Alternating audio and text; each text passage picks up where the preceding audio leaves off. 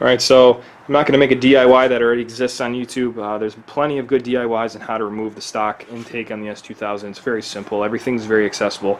You know, you take your top box off, you take your filter out, you take this neck off. And there's a couple hoses you got to disconnect, but it's pretty elementary when it comes to working on cars.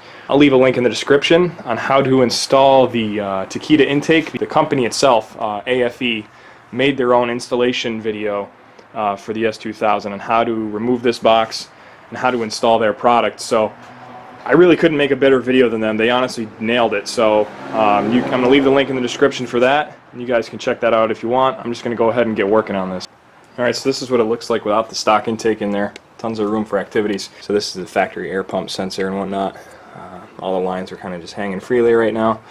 That's the intake tube feed right there for the air pump. And then up here is the valve cover vent to the intake. Throttle body, pretty clean. Alright, so I got the new Takeda intake box mounted in the car. The two bolts are tight in there. Kind of go through the side here with like a 1/4 inch drive ratchet to tighten down the bolts. Got to put the pin in through here.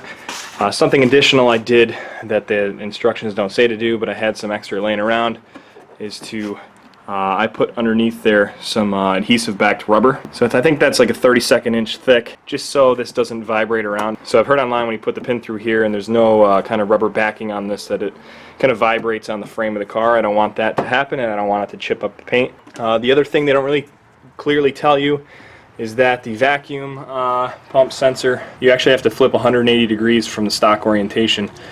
Stock, it sits like this on your stock intake. So I took the hoses off each one of these and kind of rotated this around and then stuck them back on in the right orientation so these weren't twisted at all. So this gets mounted on the AFE intake tube kind of upside down with their M4 supplied Torx bit. It's a T20 Torx bit you use to secure this onto the intake tube. Other than that, I don't have a temp sensor on this car, so I don't need to drill the extra hole in the intake. I think that might be for 06 and up. I just need the one port here for the air pump, and then the other port is on here for the valve cover vent. So those are the only two things going in the intake. Should be good. Alright, so this here is the air filter for the AFE intake, and this is the main reason that I believe this intake actually does outperform the stock intake, is the sheer surface area of flow through this filter. This filter is like as big as one you'd put in a friggin' V8 or something. It's insanely large. It's got tons of surface area, and it's even got more filtering kind of countersunk into it there. You know, they say the stock intake on the S2000 is extremely good, and buying an aftermarket one's kind of a waste of money, but like I said, I got a great deal on this one. It was like 30–40% off near Christmas time, so figure this can't hurt. I needed to buy a new air filter anyway. I went with the dry filter. There's a oil filter option for this one, a oil wetted filter and a dry filter. So when you order the intake, there's two different part numbers to order. It's like a BD or a BR. For R is like oil, and then D is for dry. So got the dry filter. I don't like having to deal with oiled filters, so I'm just going to put this in there. So after watching a few videos online and reading some posts on the forums, the complaint about this intake was this kind of corny little viewing window to the filter that has plastic studs in the mold of the actual piece, and the plastic studs go through the intake box, and they have the like retaining rings on the other side that kind of be pushed down one way. So here's a view from the underside of the intake looking in where the air filter goes.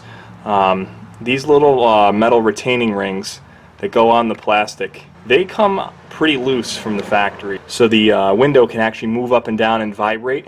So what I did is I took like a very small wrench, like a 6mm open-end wrench, and pushed up against that, and also pushed down from the top on each one of these individually while holding the wrench up from the bottom around the diameter of that retaining washer, and that kind of pushed them on further. So now there is when you tap up on this and tap down, you can't wiggle it at all. There is no movement anymore in this window, so that kind of takes out the play. A lot of guys online said that, you know, if you just slap it on from the factory and you have a little play there, you're going to have vibrations from this piece when your engine's idling, and it's going to sound like shit. Alright, so the installation of the AFE intake is complete. Some thoughts after the installation. Honestly, for a damn intake, it was a pain in the ass. It took way longer than it should have for me. And that's mainly just because the way you put this thing together, it doesn't give you many degrees of freedom to work with. The filter snaps into the box, and then the center intake tube snaps into the filter, and then when you're trying to install this coupler, you got to like bend it over both surfaces, because the throttle body comes out to about here, and then this intake tube comes out to about here. So when you're trying to wedge this coupler in between, this is all fixed here. You can't wiggle the intake around to kind of get this coupler on, and obviously the throttle body's not going to move. So it's really a big pain in the ass to get this on and to get it oriented right. And another thing I had to do is the silicone came out about 1/4 inch further on this. I had to trim it back because when it hits the stop here on the factory steel line here, there's a lip there that it stops on. So when the silicone was about 1/4 inch longer, it put a huge dent in the side of this coupler here. So the airflow would have been quite disrupted, so I had to cut that back. Of course, you know, it's kind of a pain because you're taking this thing on and off a bunch of times, and getting it onto this, it doesn't even sit flush, as you see there. Kind of overhangs the intake tube on the left there, but it is mated correctly now. I dicked around with it for quite a bit, so you know, nothing fits like OEM. I didn't expect this to fit like OEM. Didn't fit quite as nice as I thought it would, and I had to trim a couple pieces. Overall, I think it's going to be kind of a pain in the ass to work on the car now. Just some first thoughts on the way the vacuum lines are routed. I don't really like the way the pump is held in there with a 1M4 screw because of how close everything is now to the serpentine belt. You can see how close this vacuum hose is, and I tried to get it over more, but I can't really do anything more with that because it's got a natural bend to it. And the air pump control switch down here, I'm going to have to check it a bunch because with vibration it may swing over into the serpentine belt, which I'm very concerned about because, you know, with the way that everything's routed, this AFE box is a lot closer to the motor now, so it kind of stuffs everything closer to that serpentine belt. Definitely not as cleanly done as the stock intake, that's for sure. So what I did was, you know, to prevent that vacuum pump switch, to prevent that air pump switch from possibly swinging over into the serpentine belt, is I took the leads from it down here. This is the corrugated conduit that goes to that switch, and I put a zip tie to the other factory lines here just to keep it pulled. You know, it's pulled tight to there so that it can't swing over. So that might be a little bit of a fail-safe to prevent that from happening. But I just want to let you guys know that those are some concerns I have if you're looking to purchase this intake. You know, whether it outperforms the stock one or not, that's up for debate. That's up for dyno numbers.